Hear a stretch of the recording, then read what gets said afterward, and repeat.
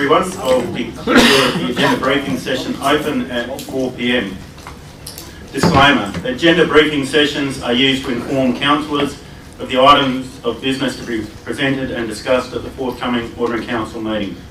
These meetings are open to members of the public who may request to present a deputation to council relating to an item on the agenda. No decisions are made at these meetings, although councillors can request additional information or alternative wording be provided to allow for motions to be prepared for consideration at the forthcoming Ordinary Council meeting. Any statement regarding any planning or development application made during an agenda briefing session is not to be taken as notice of approval. Anyone who has an application lodged with the Shire must obtain and should only rely on written confirmation of the outcome of any application and any conditions attached to the decision made by council.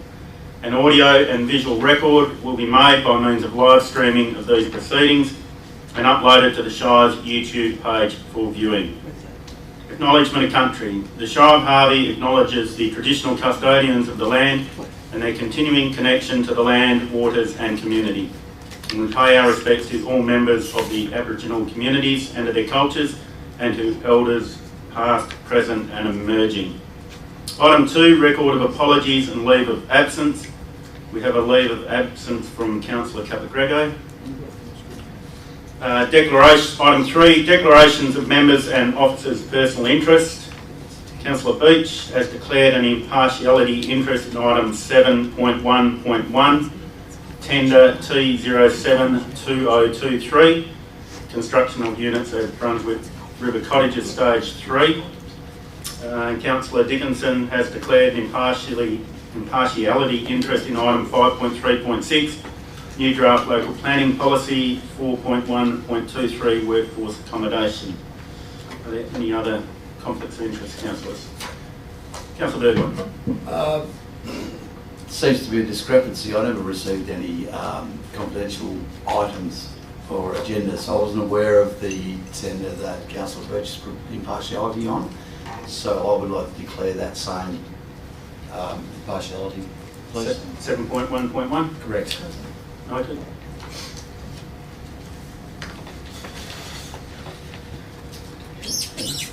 Item 4.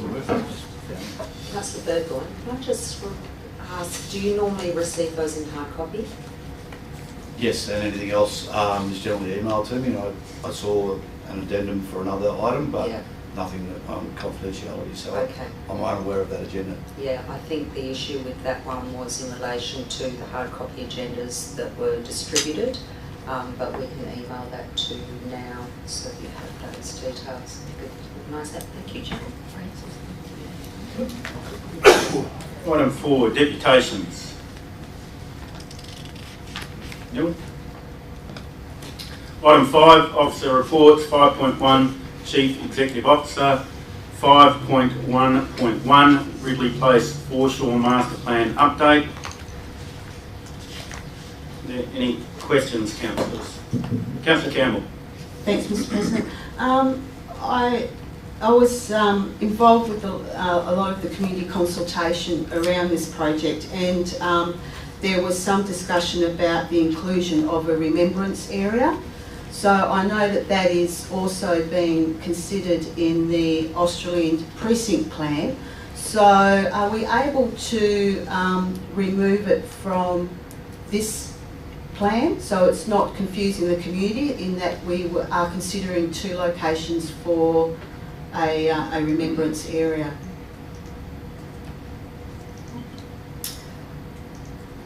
Council can move an amendment to remove that from the draft master plan if that is the request. Okay, thank you.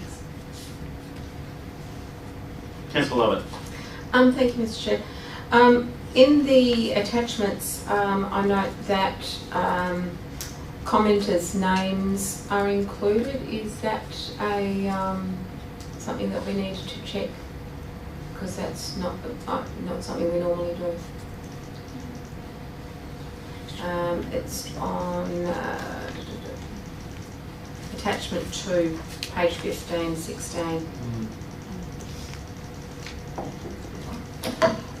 I will check that in regards to how feedback is incorporated Yes. through those attachments, because there are several items here in the agenda that have feedback that has Yes. all been presented in a different manner.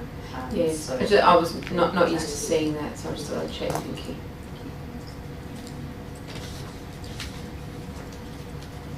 Any other questions, councillors? Okay, item number 5.1.2, Australind Community Precinct Redevelopment Master Plan Procurement. Is there any questions, councillors?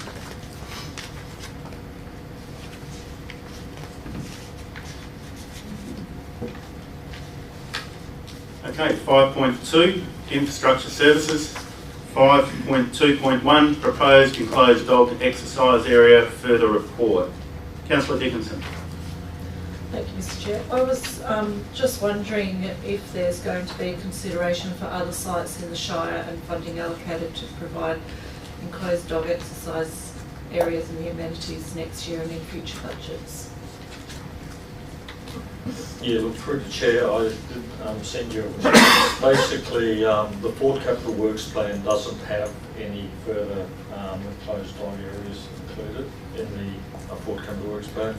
However, the recommendation here is that we do receive the further report with the possibility of allocating future funding. So obviously, when we get the further report and we get into the budget process, the next year's budget, obviously there's a desire to have that included, and we will, and the council can approve it. Any other questions, councillors? Okay, item number 5.2.2, Roadwise Council Memberships. Any questions, councillors? Councillor Burgoyne. Some time back, I approached staff about being a part of Roadwise, which I'm talking quite some years back, and at the time there was a requirement for a committee to be set up in every town or locality around the Shire, and that was found to be too onerous. And has that changed with these initiatives? Yes, yeah, look, Roadwise have sort of reinvented themselves, and they've prepared you know, some information on what they're now proposing to do and how they propose to do it, and looking at just working with a select number of councils in certain regions, and no, there's no committee required. Basically, it's just, you can have an elected representative to be nominated. We've just nominated a couple of staff members to be the main contacts for now. I mean, that could change moving forward if we need to, you know, look at some sort of advisory group or something. We can see how that goes. But I suppose this is just, we can call on their resources as well for information sharing, and they can sort of add value to what we're already doing. Perfect. Any other questions, councillors? So item 5.3, Sustainable Development. 5.3.1, application for overhigh outbuilding lot 80, number 1, Upton Place, Australind. Any questions, councillors? Okay, item number... Councillor Burgoyne. That's the last hurrah, I think. I was just looking at the back of the building, or the aerial photo. How is the boat going to access the shed? Yeah.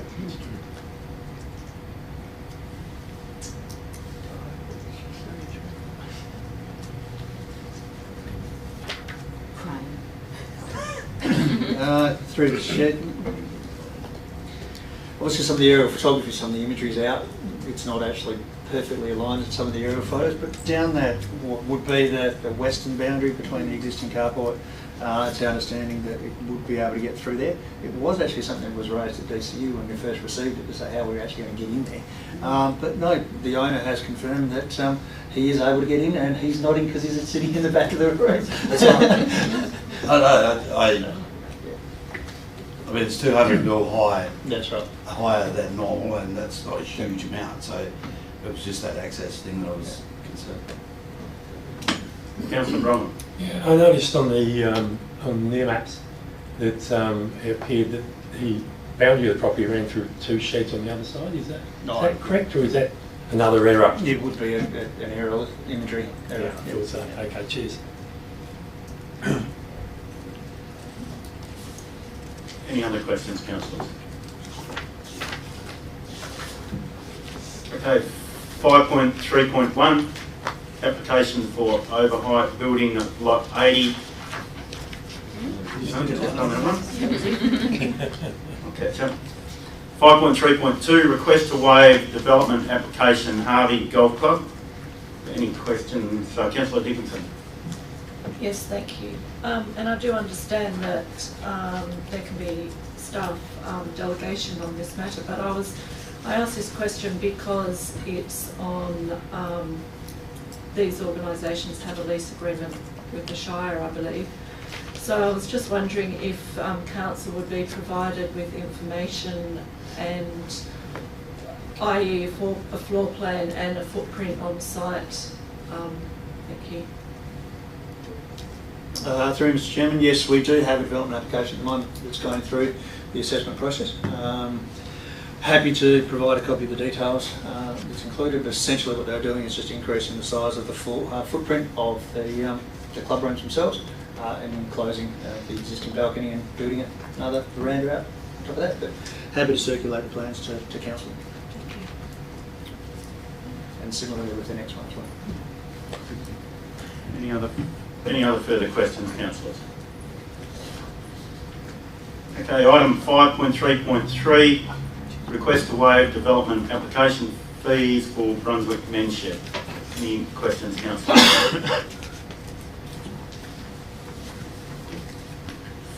5.3.4, final adoption of local planning policy 4.1.21, water tanks. Any questions, councillors? Councillor Coleman. Just, are there any negative ramifications to existing water tanks on properties?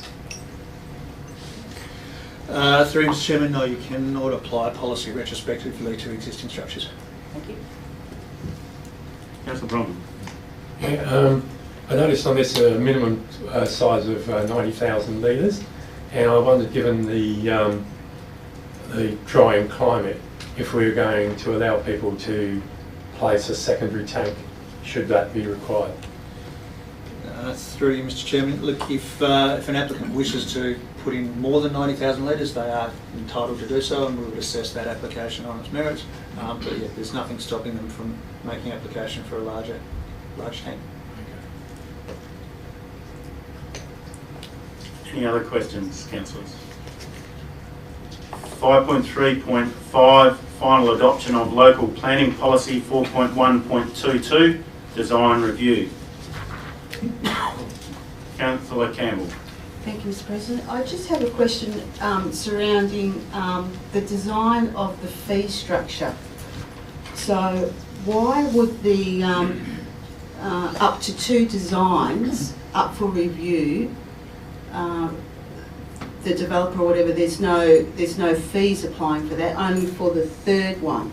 So why would the Shire be covering the cost of the first 2 reviews if needed? Through Mr Chairman, I'll be honest, I haven't had a huge amount to deal with the actual preparation of the items associated with those fees. I've been involved in the selection of the people that sit on it, but the actual policy itself, not a huge amount. Elizabeth, the manager of the plan, may be able to advise. However, it's been an agreement that has been the case, that to send an item to design review, and it's a very quick, simple in-out, it's something that the local authorities have been prepared to absorb, not only here but in the metropolitan area as well. But if it's a more complex one and requires a number of referrals, it's starting to get beyond just like a subsidy component for us, so it will actually be like the user pays sort of scenario, and I'm sure Ms Edwards is able to give a much more precise response than that.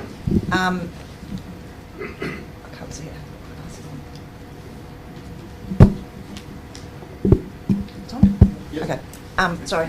So in addition to that, if they refer their proposals for design review prior to lodging with us, us paying for the first 2 is an incentive for them to do that initially, rather than lodging the application and then it going through a number of reviews after that.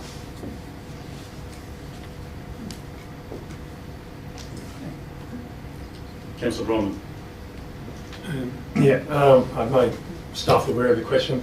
I noticed that when we talk about environment in the process, they're talking about the built environment and the building itself, but not the environment where the building sits or the development's going to take place. And I just want to understand how that gets captured. So when we talk about sustainability, we're actually talking about allowing buildings to be constructed in locations where it's long-term sustainable given our changing environment at the moment, and how we're going to capture that and where we're capturing that. Through you, Mr. Chairman. This particular design review process is to deal with just one aspect of the design or assessment process. It's to deal with the built form itself.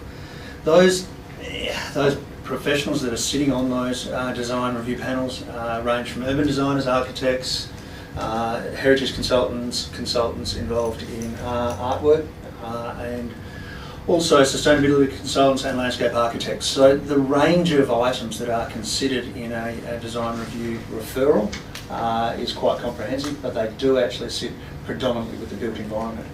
As I said, that's one aspect of the approvals process, and the normal assessment of the planning application in terms of environmental impact, visual impact, impact from climate change, all the issues that you raised are also considered in that assessment, but not necessarily under this facet, but under the entire assessment process. You'll notice that on this design review process, there are actually no town planners, very few planners on this, because they will be dealt with in a separate component to the normal assessment. So those do get factored into it, but not in this process.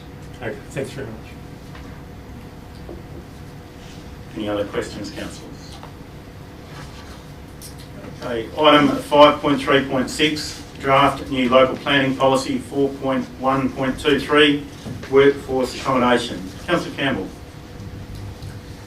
Thanks, Mr. President. And I did put a number of questions forward on this one. I thank staff for their response, but I will ask them so that councillors are aware of what I put forward.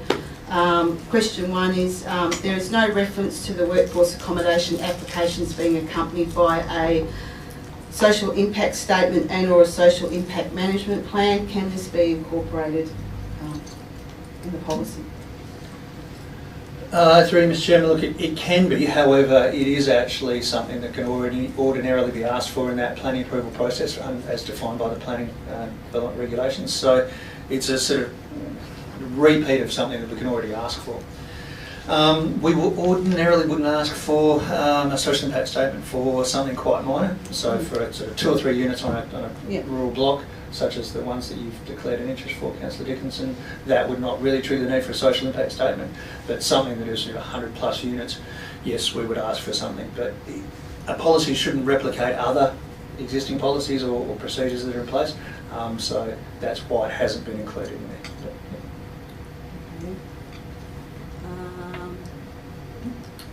There is no reference to community contribution or investment in the community shire infrastructure?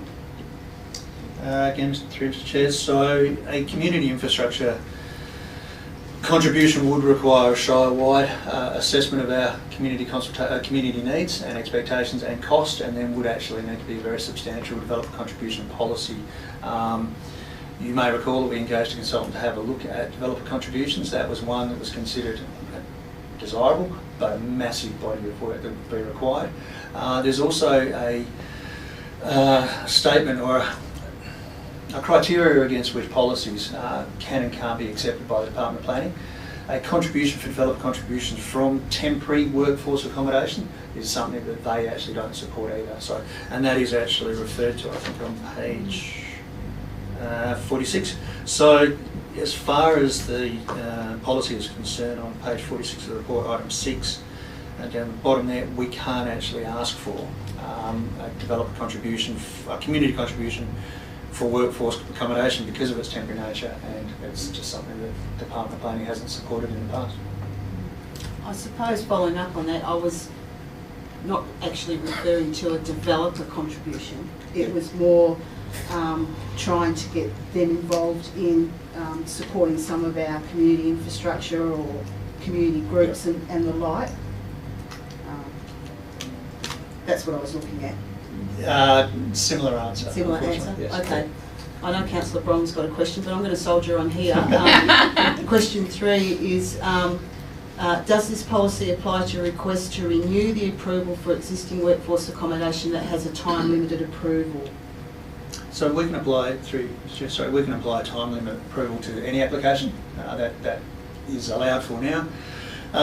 Historically, they've been sort of 10 to 15 years, so we've just approved what the applicant is actually seeking.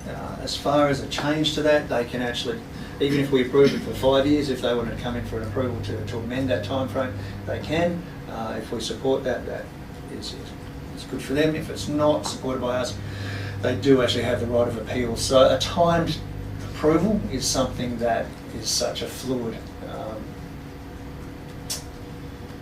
sort of outcome that is really difficult to actually govern by policy. Okay. Second last question, can consideration be given that all workforce accommodation applications be presented to Council for consideration? And I understand I'm not looking at the 1 or 2 rural buildings, but anything sort of 50 persons and above? Oh, I think in the current climate of decision making, we would not exercise delegation and bring something to council. So yes, we would do that. It doesn't necessarily need to be in a policy. That is just something that we would do as a matter of course. Similarly to applications for food vans within the Harvey town site. So we don't exercise delegation on that, and that's something that council has actually requested. So. Okay, and my last one is that the post-use period for a workforce accommodation facility, a new use is pre-planned and transition occurs seamlessly and in a timely manner. Can that be considered? We can impose conditions requiring a decommissioning plan. We have we did impose one on both the Albemarle applications. As sort of responded to in writing, that plan is really only as good as really the application of the day. So in 5 years' time, the applicant might want to keep it for longer, or they might want to remove it. So the decommissioning plan generally has a condition in there that within 12 months of when that original approval is due to expire, they come and have a chat to us and then discuss that decommissioning. So yes, we would definitely put that in as a condition of approval. Okay, thank you. Excuse me. Councillor Bron. Thank you for your patience. Thank you, Mr. President. You know what I'm like. Okay, so my first question is, what is considered temporary when it comes to these things? Through Mr. Chairman, it all really depends on who the applicant is. So someone like Albemarle that's building a particular piece of infrastructure, they know that it's going to take 5 to 10 years, so they put it's temporary for 5 to 10 years. Yeah, look, how long is a piece of string? Really, we don't know. Excuse me, ladies and gentlemen, asthma tonight. It is a very difficult one. If someone wants to say we want to keep it for 5 years, 10 years, then that is considered temporary. If they want to keep it there in perpetuity, then that is a permanent land use. It's something that hasn't really entered into the sort of the planning framework as far as these workforce accommodations, and there's not many that have actually gone their full distance to actually be changed to something else other than one up in Collie, and that is actually remained in place. They've just changed the occupants from workers to tourists. So the temporary nature of it is something that is still sort of a work in progress when it comes to coming up with a planning framework to deal with what is temporary. It's interesting because that's my next question actually. How do you, how could you capture this in your planning scheme? Very difficult. Very difficult. Okay, and the last bit I wanted to ask, which relates a little bit to what Michelle was saying earlier. How does this affect the rates on that particular properties, and are we capturing more money out of these properties when we have a large workforce that's there, that's obviously using our roads and our services? Does that affect the rates for these properties? As those properties are picked up in our rating system, we'll apply the differential rate, and that will obviously impact the amount of rates that they pay. if I may, Mr. President, I just want to clarify something there. So if we got a large workforce of 250 people living in a location, what is the type of rates we would be getting for that type of workforce? So the valuer general determines the value of the property, and so whatever they determine as the market rental value of that property, if it's got 50 units, then they'll determine a value, and we then apply it to that rate in the dollar that council's adopted. So I can't actually give you an indicative of what that would be, because we don't know what the value the VG would give us. Thanks for that. And I want to sort of follow up on that a little bit more. What's the time frame from when a place like that is established and running to the time when the valuer general actually does something to allow us to incorporate rates? That's through you, Mr. President. That's been an area that we've had some difficulty with the valuer general, with their limited staffing, I guess. We make recommendations to the VG to do an assessment or a revaluation, and typically when we give them that request, assuming the property has been finalised or being used for that purpose, they will backdate the valuation to that date. So even if they give us a valuation 6 months later, we're able to backdate that to the date of that request. Thank you very much. Councillor Burgoyne. Considering it says draft policy is intended to apply only to larger scale accommodation, I would assume that would be getting into the areas of JDAP. So is this policy one that we use as a referring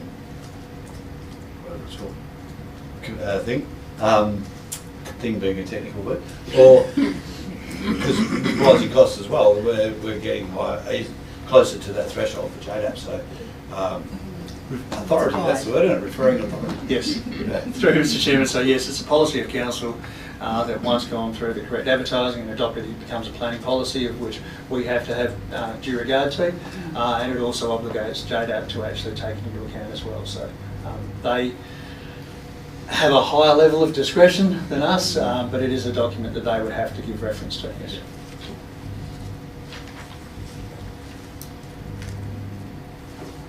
Any other questions, councillors? Okay, item 5.3.7, draft terms of reference, local biodiversity strategy working group. Any questions on that one, councillors? Councillor Campbell. Yeah, thanks, Mr. President. Just a quick one. I noticed that staff have identified the Leisure Progress Association for the Bidding Up Coast Care and Environmental Group, and I know they haven't been approached yet as a community group, but I just highlight, I don't know how I'm going to put this as a question, in regards to their capacity to actually do that work as a small community group. So I'm just highlighting that group. Yeah, through Mr. Chairman, through that engagement process, if they identify a capacity issue, then we can also look at an alternative entity that may be better well placed than them. Okay. Any other questions, councillors? Okay, item number 5.3.8, proposed land sales in Mila. Any questions, councillors? Councillor Beach. Yeah, just one to Mr. Loxton again. I noticed that they are zoned for drainage, and many years ago we looked at selling them, and the engineers of the day wanted them for that reason. Has those problems in Mile Up now been overcome? Yeah, look, we did a fair bit of work there to mitigate any potential flooding along there, some underground storage tanks and a few other bits and pieces. So yes, it's pretty well under control now. Touch wood. Thank you. Selling it. Any other questions, councillors? Okay, item 5.4, corporate services. 5.4.1, financial statements as at 31st of July 2023. Any questions, councillors?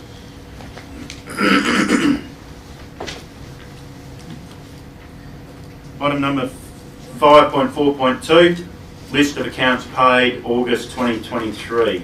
Any questions, councillors?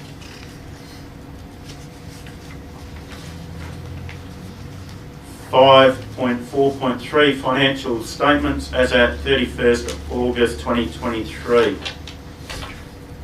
Any questions?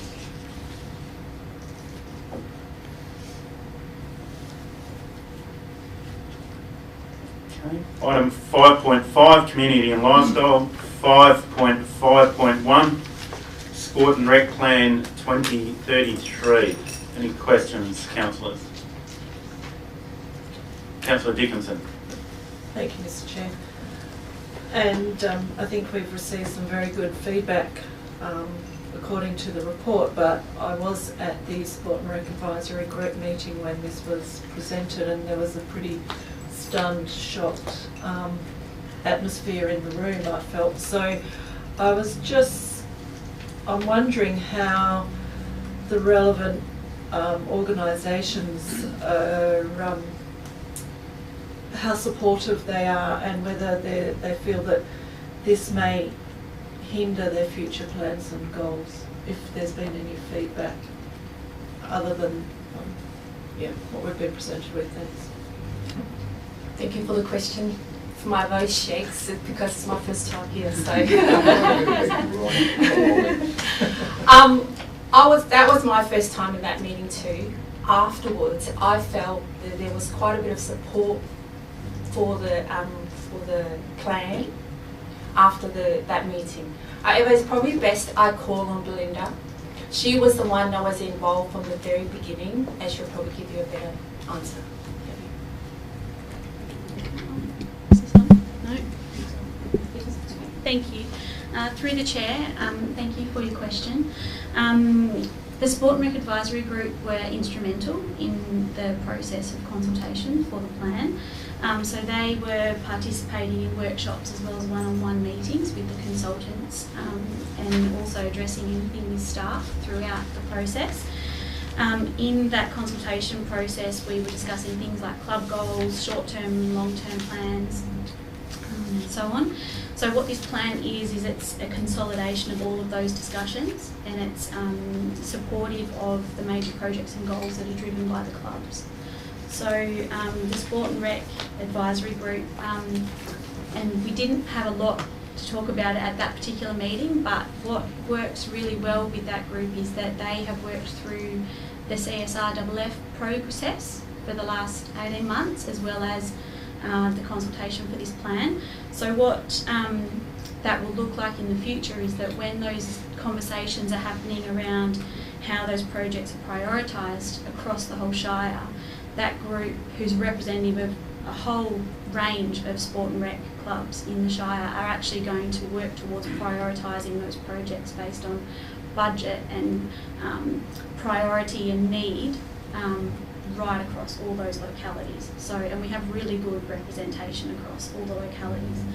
And it also, for those clubs that don't have those long-term strategic plans or even short-term strategic plans, this plan supports that process to happen. So it allows that capacity development of within the Sport and Rec Advisory Group members, but also the other clubs, and we've got many, many, many clubs. Any other questions, councillors? Okay, 5.5.2, Lewin Community Sale Trust. Councillor Dickinson. From you, is it, Councillor Beach? No? There's one here, but over to you. Oh, thank you.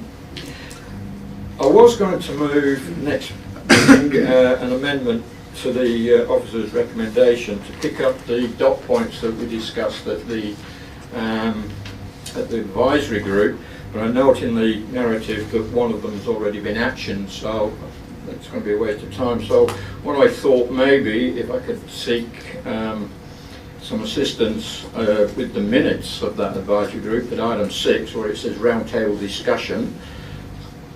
Item 1 was speak to the local members and the Minister for Youth and so forth, but the other two were advised the applicants of the current situation, which has already been done according to the officer's report. But the third one was withhold sending the invoices to the service clubs until all this has been resolved. So just wondering whether those minutes could be amended with those two points, then we won't bother with amending the officer's recommendation. Is that possible? Yes. This is. Thank you. Yeah, well, such a bit of work for next week. And Mr. Chair, when this item's finished, could I go back to one? I missed something. Certainly, the previous one? No, the Myla land sale. Yes, I can let you do that. Do you want to deal with that one now? If you've got no more further questions on the Lewin, that's fine. Any other questions on the Lewin councillors? Okay. Councillor Beach. Yeah, I note that we're going to put these properties up for sale by tender, and in the past we've done that in-house. But I noticed the recommendation is to get an independent agent to conduct and coordinate the sales. If we're going to tender, do we lose control of the process of the tender? I'm not sure how it's going to pan out. Through Mr. Chair, again, excuse me for coughing. The sole reason going out for a tender, for a consultant to coordinate that is purely resourcing and timing. So we would still prepare the tender, they would coordinate it, they would get the results back from that, we would be engaged with them, make the decision, accept or reject that through a council process. So no, we still have total control of that process, it's just got external consultants doing the legwork for us. That's all. I'm free. Financial conflict of interest. Well, next week I'll be free. Thank you for your indulgence, Mr. Chair. Would you like the item lay on the table? Okay. Item number 5.5.3, request for fee waiver, grow, cook, eat, create. Any questions, councillors?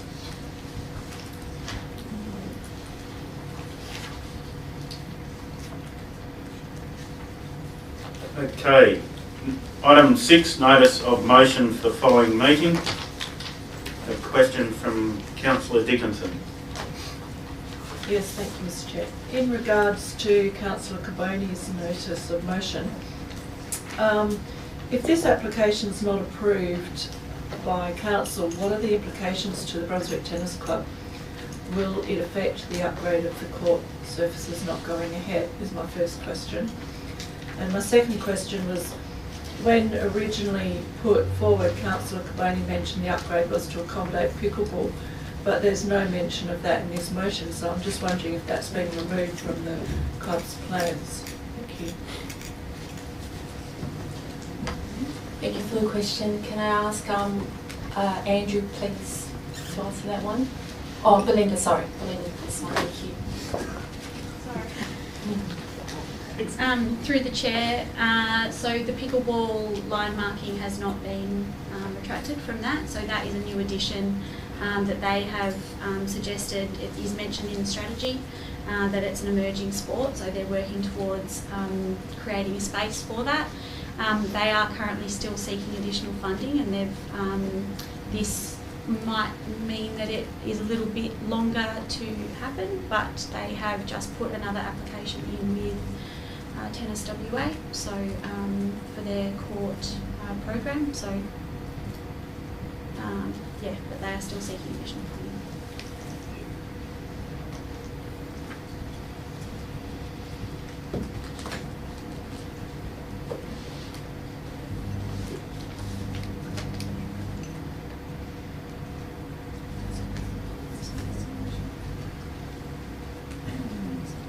Okay.